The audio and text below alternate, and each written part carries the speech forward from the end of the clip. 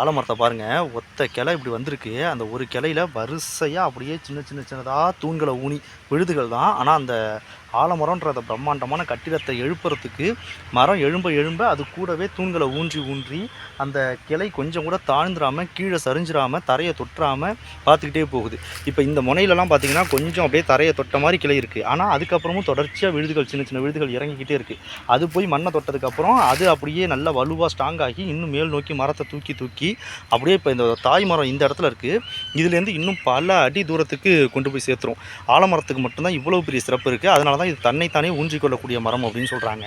இது நம்ம இந்தியாவில் கொல்கட்டாவில் ஒரு மரம் இருக்குது. அது கிட்டத்தட்ட 1000 அடிக்கு மேலே சுற்றளவில் பரவி பெருகி கிடக்கு.